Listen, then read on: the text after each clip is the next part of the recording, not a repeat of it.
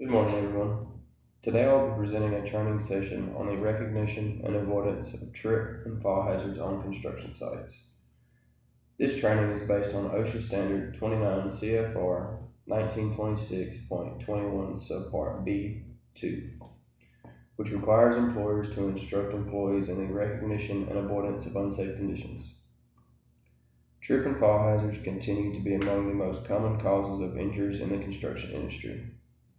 During this session, we will discuss how to identify these hazards and how to prevent them from causing injury.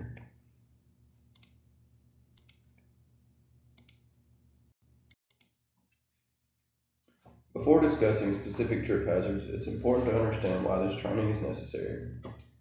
OSHA requires employees to provide workers with training so they can recognize hazards and avoid unsafe conditions in the workplace.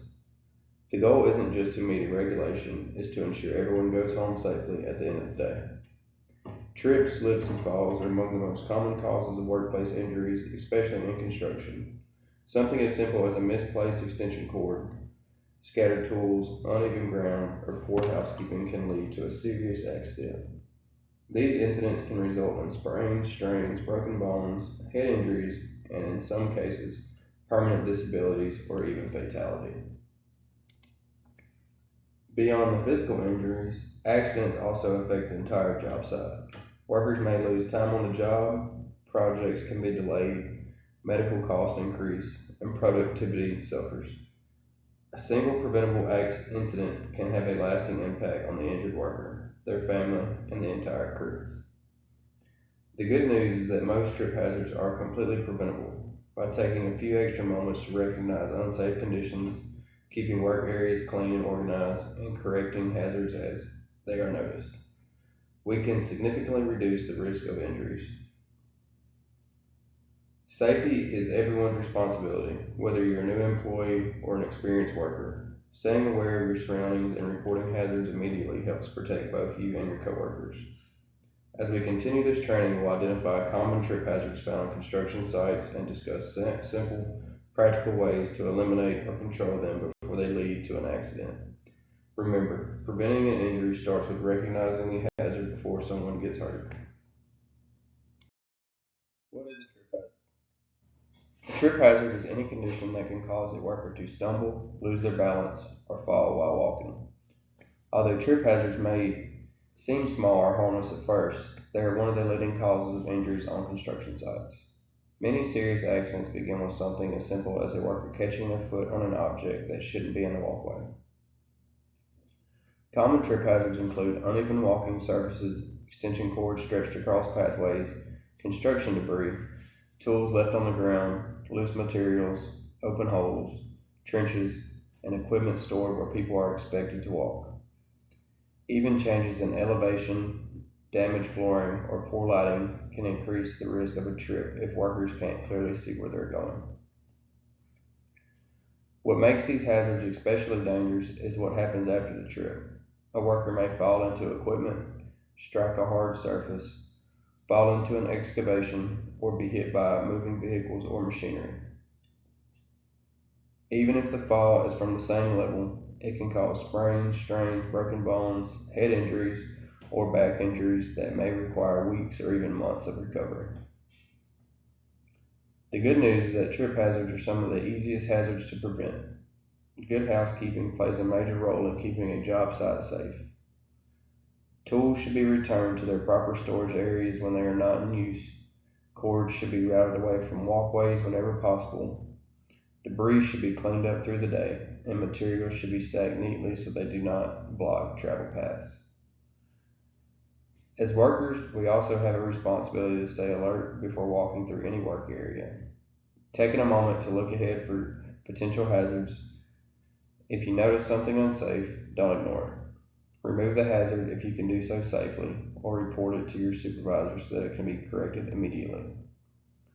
Recognizing trip hazards early and taking action before someone gets hurt is one of the simplest, most effective ways to prevent workplace injuries and keep everyone on the job site safe.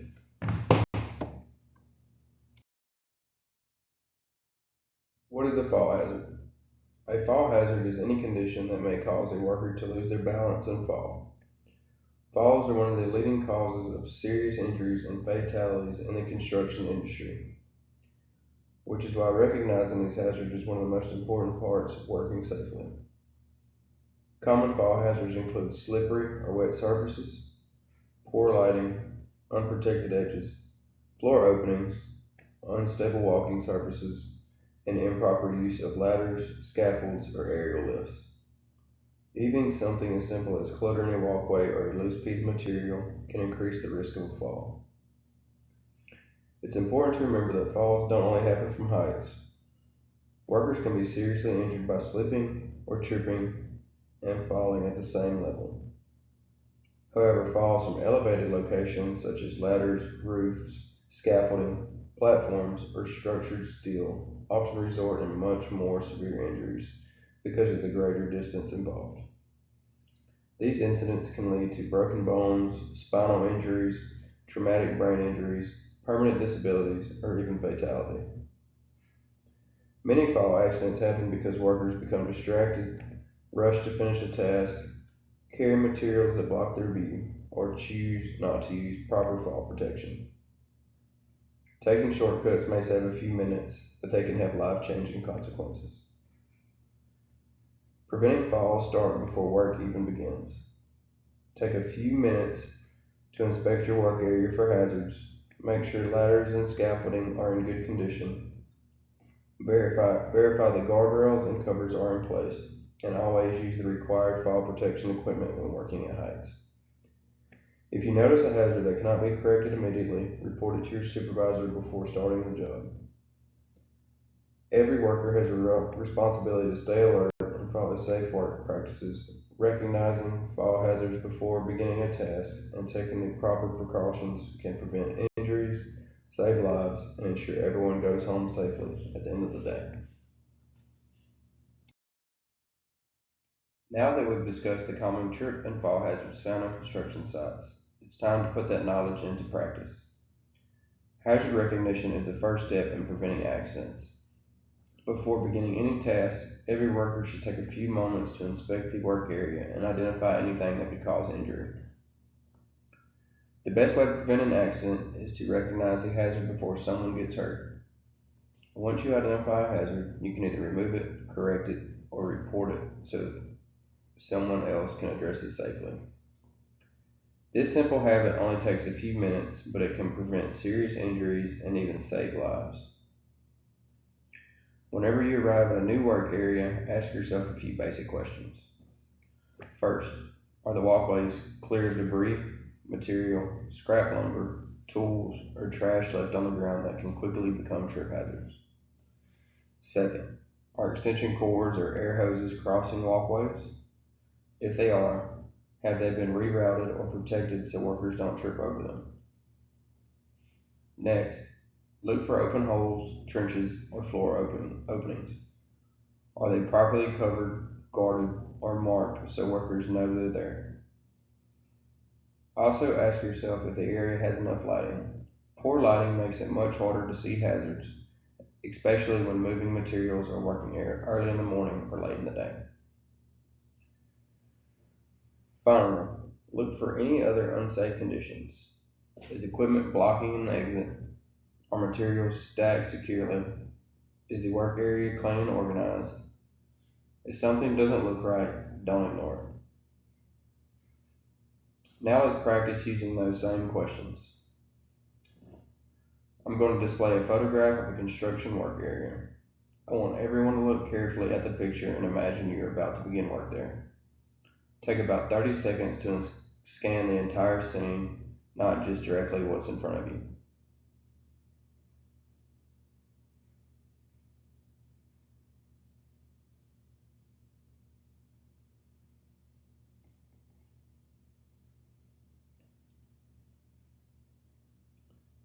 Alright, who can point out the first hazard they see?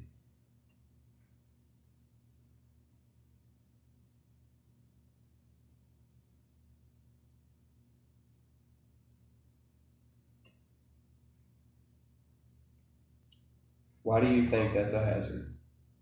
What could happen if it isn't corrected?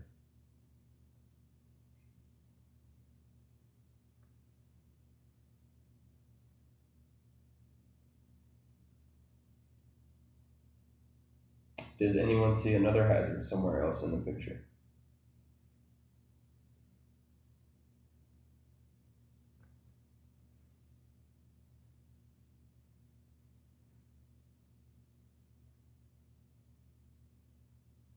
Sometimes the obvious hazards are easy to spot, but experienced workers also look for the less obvious ones, like uneven walking surfaces, poor housekeeping, missing guardrails, blocked pathways, or materials stored unsafely. Every person may notice something different, and that's exactly why hazard recognition is so valuable. When everyone on the crew is paying attention, more hazards are identified before someone gets hurt. The goal isn't to criticize the job site, it's to make it safer. If you find a hazard, take action if it is safe to do so, or report it immediately so that it can be corrected. This exercise demonstrates an important lesson. Most workplace accidents don't happen because the hazards appear suddenly. They happen because hazards weren't recognized or addressed in time. By taking just a few minutes to inspect your work area before starting each task, you can help prevent injuries and protect yourself and your coworkers. Once hazards have been identified, the next step is prevention. Recognizing a hazard is important, but it only makes a difference if we take action to eliminate or control it before someone gets injured. One of the most effective ways to prevent trip and fall incidents is through good housekeeping. A clean and organized job site is a safer job site. Workers should keep work areas free of unnecessary clutter, remove debris as it accumulates, properly store tools and materials after use, and make sure walkways remain clear at all times. Good housekeeping isn't something you do only at the end of the day, it's a habit that you should continue through every shift. Another important part of prevention is using the proper personal protective equipment.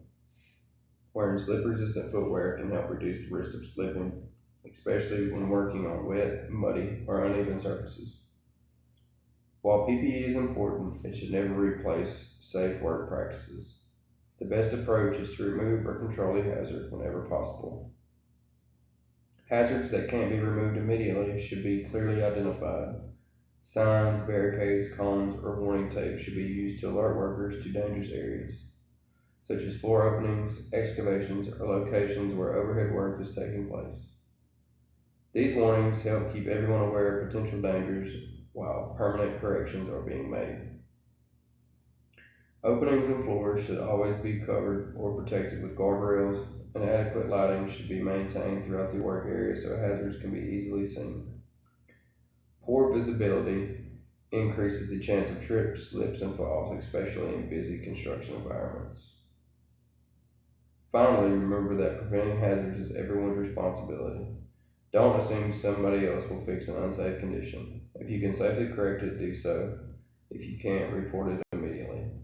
When every worker takes responsibility for keeping the job site safe, accidents are reduced, injuries are prevented, and everyone has a better chance of going home safely.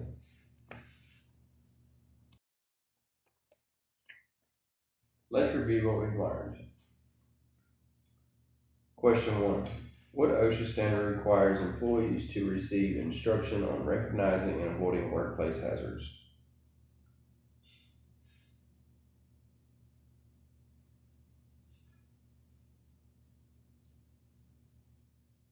Question 2. Can someone name one of the trip hazards found on construction sites?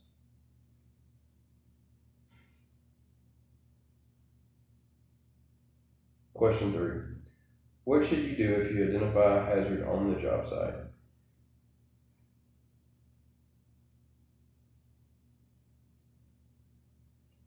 Hazards should be reported immediately and corrected if you are authorized to do so. Does anyone have an example of a trip or fall hazard they have encountered on a construction site?